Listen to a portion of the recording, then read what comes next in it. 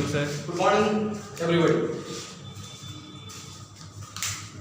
Sir today this class 2015 का जो 2015 का जो बिहार बोर्ड का इंटरमीडिएट में आया हुआ है साइंस में ट्रांसलेशन, वो सब सॉल्यूशन करा। Okay, first of all I would like to tell you the importance of these sections. The section which I am dealing today, 5 marks will be from this section, and you can easily get 5 marks by translating these sentences into English. So if you want to obtain 5 marks easily, then just you have to focus on translation. Okay, and these sentences are very basic. If you have the basic knowledge of tense, then you can easily get 5 marks. Is it clear? Okay. So let's see one by one. Yes. First number sir, हमेशा सच बोलो। Okay, this is an imperative sentence. I think this was discussed in the previous class. Yes. So always speak the truth. कहीं कहीं आपको the हमेशा attach होकर ही लिखना है और कहीं कहीं द को अवॉइड किया जाता है, लेकिन यहाँ स्पीक द ट्रूथ भी क्या है, ग्रुप ऑफ वर्ड्स है। ये जब आएगा तो स्पीक द ट्रूथ, तो द है उसमें अटैच। कैसे है? इन the morning, in the evening. क्या हम लोग सुबह में टहलते हैं तो क्या आप ऐसा बोलते हैं क्या? कभी सुने हैं? हैव यू एवर हर्ड कि we walk in morning? This will be wrong to say, क्योंकि इन द मॉर्निंग पूरा उठ के वो आएगा एक साथ, है ना। We walk in the morning ही बोलेगा। I get up in the morning बोलते हैं कि क्या ये बोलते हैं क्या? I get up in morning, I get up in the morning. इस तरह से इन द मॉर्निंग एक ग्रुप ऑफ वर्ड्स है, वो जब आएगा तो पूरा उठ कर आएगा। ठीक उसी प्रकार सिमिलरली स्पीक द ट्रूथ भी है तो आपका वो आएगा। क्लियर? स्पीक द ट्रूथ एक साथ आगे। नेक्स्ट सेकंड नंबर है, मैं उसे जानता हूँ। तो it's very simple. I think if you have read tense, then this sentence belongs to present one, but this is an this is a negative sentence. एक है नकारात्मक वाक्य है, तो इसमें do not लगा के यार suitable to do not भी होगा क्योंकि आई है ना। मैं उसे जानता हूँ। हाँ, मैं उसे जानता हूँ पॉजिटिव सेंटेंस है। तब तो सॉरी नहीं, हम सोचे कि मैं उसे नहीं जानता हूँ, that's why I told you. Okay, I know, मैं उसे जानता हूँ। Yes. I know him, I know him. देखिए यार, I को कहेंगे सब्जेक्टिव केस में और him जो है चूंकि ऑब्जेक्ट के स्थान पर आया है इसलिए इसको कहेंगे ऑब्जेक्टिव केस। ये सब्जेक्टिव केस और ये objective case. Clear? I know him present one का। अगर यहाँ नो का नोज कब होगा? जब रहेगा यहाँ वह मुझे जानता है, तब क्या हो जाएगा? देखो थर्ड पर्सन का सिंगुलर नंबर आएगा तो यहाँ क्या होगा? he knows हो जाएगा, he knows me। ये हम ऐसे ही लिख दिए समझाने के लिए, ये दिखाने के लिए कि आप he1 लगा, क्योंकि आई में भी वही लगता है। थर्ड पर्सन का सिंगुलर नंबर आता है तो ही सी इट एनी नेम, तो उनके साथ लगता है पांचवा रूप, यहाँ ये ही5 होगा। चलिए नेक्स्ट मेन आपका सेंटेंस ये है, हम ही नोज मी बताए हैं situation. Next third number, Ramesh मेरा भाई है। Ramesh is my brother. Ramesh is my brother. कभी-कभी बहुत हल्का क्वेश्चन एग्जाम्स में पूछे जाते हैं, है ना। कुछ प्रश्न कुछ एक आध उलझाने वाला होता है। Ramesh is my brother. Next, वह एक अच्छा तैराक है। ये क्वेश्चन आई थिंक पहले भी पूछा जा चुका है एग्जाम्स में। कभी-कभी कुछ ट्रांसलेशन रिपीट भी किया जाता है ना। You will see the same sentence, है ना, in another exam. What was the sentence? वह एक अच्छा तैराक है। Okay, he is a good swimmer. इसमें नहीं समझ में आने वाला तो कोई है नहीं, इसमें सिंपल सा है, he is a good swimmer. Next, क्या तुम्हें ये दोनों वाक्य में कुछ ऐसा है नहीं है जिसमें हमको कुछ इलैबोरेट करना है, कुछ एक्सप्लेन करना है। क्या स्विमिंग का वो तैराक है ना, स्विमिंग तो स्विम का चौथा रूप हुआ, लेकिन यहाँ पर तो ये नाउन शब्द यूज कर रहा है, तैराक, तैरने वाला, है ना। जैसे टीचिंग में पढ़ाना, लेकिन अगर कोई बोलेगा आप एक अच्छा शिक्षक हैं तो वहाँ ही जो गुड टीचर बोलेंगे, पढ़ाने वाला को टीचर। उसी तरह तैरने वाला को तैराक कर रहे हैं तो तैराक का अंग्रेजी स्विमर पढ़ता। स्विमिंग तो हो गया उस तैरने का काम।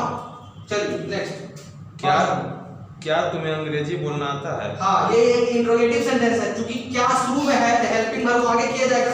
और किस टेंस का है? आता है, दी है, प्रेजेंट वन। तो प्रेजेंट वन में हेल्पिंग वर्ब के तौर पर क्या होता है? प्रेजेंट वन में हेल्पिंग वर्ब के तौर पर क्या होता है? I am asking you sir. ठीक है, प्रेजेंट वन में हेल्पिंग वर्ब क्या होता है? First of all listen to the question. and then you should answer me. Sir, is am are. No, you have forgotten all the helping verbs. Present one में do does है helping verb, तो do को आगे करेंगे, do you क्या हिंदी था, क्या तुम्हें अंग्रेजी बोलना आता है? तो डू यू नो पहले कर दिए, क्या आपको आता है डू यू नो, अब क्या how to speak English, how to speak English. ऐसे वाक्य हमेशा पूछे जाते हैं इंटर में, है ना। जैसे रहता है कि मैं तैरना जानता हूँ या मुझे तैरना आता है, ऐसा रहता तो I know how to swim.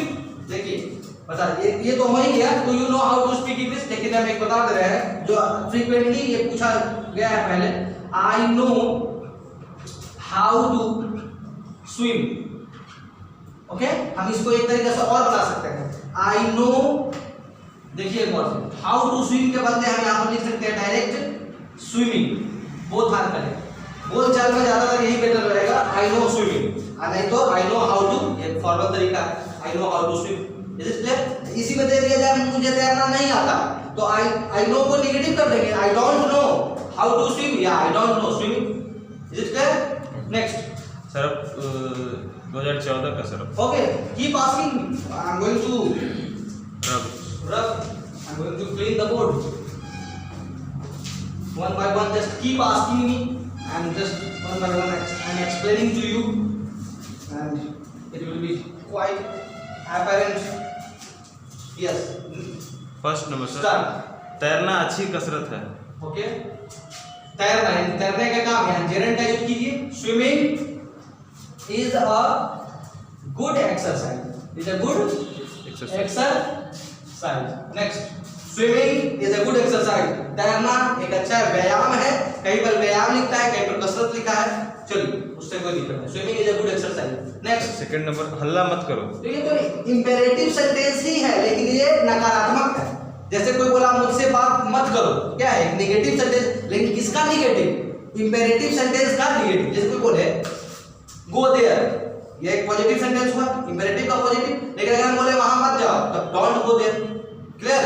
तो उसी तरह यहाँ क्या था हिंदी, हल्ला मत हल्ला तो मत करो, मत जहां आया वहां डोंट लगाइए, मुझसे बात मत करो, डोंट टॉक टू मी। उसी तरह ये क्या है कि हल्ला मत करो, तो हल्ला करना का एक फ्रेज होता है, group of words, make a noise. तो चूंकि मेक अ नॉइज का यूज करेंगे तो डोंट लगाइए ना, यूज करें ना, डोंट मेक अ नॉइज, हो गया, don't make a noise. Don't के बाद तुरंत वर्ब आएगा तो हमेशा वर्ब का पहला रूप ही आएगा, क्योंकि इंपेरेटिव सेंटेंस में हमेशा V1 का ही प्रयोग किया जाता है। ऑलवेज अप्लाई V1 इन इंपेरेटिव सेंटेंसेस। क्लियर? चलिए नेक्स्ट, उसने तुमसे क्या कहा। देखिए पास्ट वन का है, क्या कहा, कहा में अंतिम में, कहा में आ का आकार आ रहा है, देखो उसने तुमसे क्या कहा, कहा में आ का साउंड आ रहा है, तो या ए ई आ ये सब पास्ट वन का पहचान है, पास्ट वन। तो yes okay, I think I was translating the third sentence. Yes, उसने तुमसे क्या कहा। Okay, this sentence belongs to past one, but this is an interrogative sentence. ये WH वाला क्वेश्चन है, तो इसमें क्या क्या कहा, तो क्या बीच में है, what, क्योंकि हेल्पिंग वर्ब लगेगा, did past one का है, what did he say, तुमसे क्या कहा, नहीं, उसने तुमसे क्या कहा, क्यों हाँ तो उसने के लिए ये तो लगा ही दिए, what did he say to you, हो गया, तुमसे है ना, यस, तो तुमसे के लिए to you तो लगाना ही पड़ेगा। और एक बात समझ लीजिए, से वर्ड के बाद अगर कोई प्रोनाउन आएगा तो से के बाद डायरेक्ट से यू नहीं कभी हो सकता है, जब होगा तो से टू यू। जैसे उसने मुझसे कहा तो क्या बोलेगा, he said to me, मैंने उससे कहा, I said to him, इस तरह से सेड के से का सेड रहे चाहे सेइंग रहे, इसके बाद टू लगाकर ही कोई प्रोनाउन या कोई नाउन आएगा। क्लियर? ये गलत हो जाएगा, व्हाट डिड ही से यू, गलत, व्हाट डिड ही से टू यू। और दो तीन हम वर्ड बता सकते हैं, से के अलावा और भी कोई वर्ड बता देते हैं जिसके साथ टू लगाना अनिवार्य है। से के अलावा स्पीक और टॉक, क्या क्या हुआ, से, स्पीक और टॉक, ये तीन वर्ड्स ऐसे हैं जिसके बाद अक्सर आपको TO2 का प्रयोग होगा। जैसे I am talking to you, है ना, इस तरह से। May I speak to mister Verma, may I speak to mister Verma, speak के साथ टू लगाना, से के साथ टू लगाना, और I am talking to you या he talked to me, talk के बाद टू लगा, ये तीन वर्ड दिमाग में बैठा लीजिए। चलिए नेक्स्ट, नेक्स्ट है, मुझे कार चलाना नहीं आता है। हाँ, ये तो कह रहे हैं हर साल ये इस तरह का सेंटेंस है, मुझे कार चलाना नहीं आता। तो पहले मुझे नहीं आता है यानी कि मैं नहीं जानता हूँ। मुझे नहीं आता है यानी सेंस क्या है, मुझे नहीं आता है, मैं नहीं जानता हूँ। तो मैं नहीं जानता हूँ का ट्रांसलेशन आई डोंट नो होगा। यस, क्या नहीं आता है भाई, तो हाउ टू वाला प्रोसेस, हाउ टू वाला अप्लाई करेंगे। I don't know how to drive, है ना, a car। Okay, I don't know how to drive a car. ऐसे बोलचाल में वो भी सही है, I don't know driving a car. लेकिन आपसे एग्जाम में अगर पूछा जाए तो आप हाउ टू का प्रयोग करके ही बनाइएगा। तो एग्जामिनर आपसे वो, क्योंकि वो ये क्वेश्चन पूछा ही जाता है ये चेक करने के लिए कि ये बच्चा को ये हाउ टू वाला रूल मालूम है कि नहीं। इसलिए आप ज्यादा प्रेफर क्या कीजिएगा, हाउ टू से बनाना। I know how to swim या आई नो स्विमिंग, बोलचाल में आई नो स्विमिंग, लेकिन जब एग्जाम में पूछा जाए तो आप यही बनाइए I know how to swim, how to वाला ही प्रेफर कीजिएगा। नेक्स्ट लास्ट नंबर, वे लोग समय पर नहीं पहुंच पाएंगे। तो दे ऐसे बनाएंगे, फ्यूचर वन का ही है, दे विल नॉट बी, है ना, they will not be able, है ना, to reach on time. Okay, they will not be reach on, sorry, they will not be able to reach on time. In time no, in time नहीं। In time का हिंदी हो जाता है जैसे दवा समय से लीजिए, तो टेक मेडिसिन्स इन टाइम। लेकिन यहाँ पर साफ है समय पर पहुंचने की बात है, on time will be the correct and means option कोई होगा। नेक्स्ट सर, नेक्स्ट 2013 का have you written, are you still writing, are you still writing this sentences और have you written. First sentence और सेकंड सेंटेंस को sir bold थोड़ा सा कर दीजिए। ओके, बोल्ड थोड़ा सा सर, एक मिनट। यस, इन ऐड तो समझ गए, ऐड नहीं समझे, ऐड का प्रयोग यहाँ पर ऐड लगा। हाँ, वे एट टाइम नहीं ना हो सकता है, नहीं एट नाइट हो सकता है। कुछ ग्रुप ऑफ वर्ड्स है, जैसे ऑन टाइम क्या है, जब होगा तो ग्रुप ऑफ वर्ड्स है, जैसे आई एम ऑन टाइम, है ना। आप एट टाइम का नहीं होगा, एट नाइट हो सकता है ना, एट नाइट हो सकता है। कुछ ग्रुप ऑफ वर्ड्स है, कैसे बोले कि कहीं कुछ वर्ड अटैच्ड है तो अटैच, उसको आप हटा भी नहीं सकते। कहीं बिना ऑन टाइम है तो आपको भी ऑन द टाइम बोलने की जरूरत नहीं है। ऐसे वाक्यों में to reach on the time the नहीं लगेगा, जब होगा तो ऑन टाइम। जैसे मैं ड्यूटी पर था, I was on the duty बोलने की जरूरत नहीं है, सिर्फ I was on duty. On duty के बीच में द लगाने की जरूरत, उसी तरह का यहाँ पर ऑन टाइम और कुछ बात है। नेक्स्ट स्विमिंग, यहाँ पर इसको और डीप करना है क्या? यस, स्विमिंग, है ना, इज अ गुड एक्सरसाइज। और एक और क्या है, डोंट, है ना, मेक अ नॉइज। आप देखिए इसमें मेक अ नॉइज में से आप एक को भी हटा दीजिएगा ना, दैट विल बी रॉन्ग। आपको मेक अ नॉइज अगर है तो एक को भी लिख कर ही लिखना है ऐसा। हाँ, ग्रुप ऑफ वर्ड है, वर्ड्स। तो आप चलिए नेक्स्ट 2013 का सर है 2013। नेक्स्ट बोलिए। गाय उपयोगी जानवर होती है। देखिए इससे पूरे जाति का बोल रहा है ना, पूरे दुनिया में जितने गाय हैं वो ऐसा थोड़ी है कि खाली बिहार का गाय क्या है ये उपयोगी है और पंजाब में जो गाय है वो उपयोगी नहीं है। गाय पूरा जाति का बोल रहा है, इसलिए यहाँ द लगा कर लिखेंगे। लिखिए द काउ इज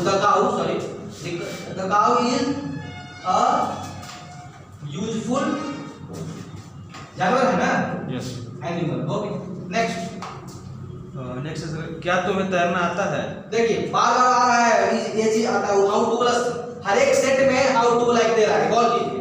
तो क्या तुम्हें तैरना आता है, तो पहले तो क्या तुम्हें आता है, डू यू नो, पहले तो इतना ही ना हुआ, डू यू नो।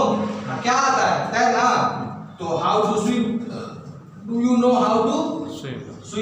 इसको एक तरीके से और बना सकते हैं, क्या बोलिए, हाउ टू स्विम की जगह पर आप चाहें तो स्विमिंग का भी यूज कर सकते थे, क्या कर सकते हैं। देखिए क्वेश्चन मार्क, देखिए do you know swimming, spoken English में डू यू नो स्विमिंग, लेकिन जहां पर ट्रांसलेट करने की बात है तो आप एग्जाम्स वगैरह में तो आप प्रेफर किसको कीजिएगा, ऊपर वाले को, do you know how to swim, क्योंकि पूछने वाला यही सोच के पूछ रहा है कि आप बच्चा को ये हाउ टू वाला यूज पता है कि नहीं पता है। चलिए नेक्स्ट सर, नेक्स्ट सर, वे लोग 2 दिन से अनुपस्थित हैं। हाँ, वे लोग है ना, Yes. दे हैव बीन, अनुपस्थित है यानी एब्सेंट है, Yes. They have been absent 2 दिनों से, तो पीरियड ऑफ टाइम है, पॉइंट ऑफ टाइम नहीं है, 2 दिन पीरियड दरमियान बता रहा है, तो for 2 days, for 2 days. 2 days. हो गया. Next. They have been absent for 2 days. Area check और कोई है क्या? दो Okay. Now I think enough space. Yes. Okay. Next number है हमारा जल्दी करो. You know, hurry up. Hurry up. बस यही इधर लिखिए ना. Hurry up. बस छोटा सा. Hurry up. लास्ट या ऐसे बोलचाल में do fast भी लोग बोल देता है बोलचाल में. Do fast. बोले do मैंने करो fast में तेजी से. लेकिन hurry up ज्यादा बेटर है. Hurry up. Next. Last station यहाँ से कितनी दूर है? तो अब कितने दूर है तो उसका कितना दूर का पहले how far लिख लीजिए. How far is the station from here. भाई यहाँ से क्वेश्चन लग दीजिए. How far is the station from here? ठीक होगा. कोई पर्टिकुलर स्टेशन की बात हो रही है तो इसके डर लगाने में कोई बुराई नहीं है. How far is the station from here? Is there any question? Very very thank you sir this. Okay. Solution. Thanks for your cooperation and I'm sorry. While I was taking the class, I enjoyed the class. Okay. Sir Thank you. इससे क्या फायदा होते हैं sir? क्या? In order to obtain good marks in your exams, I mean intermediate, you have to know all these rules, how to translate all these sentences. So that's why I was just translating these sentences into Hindi. Into English. Okay. So you have to obtain, then you can easily get 5 marks. Is it clear? Okay. Thank you.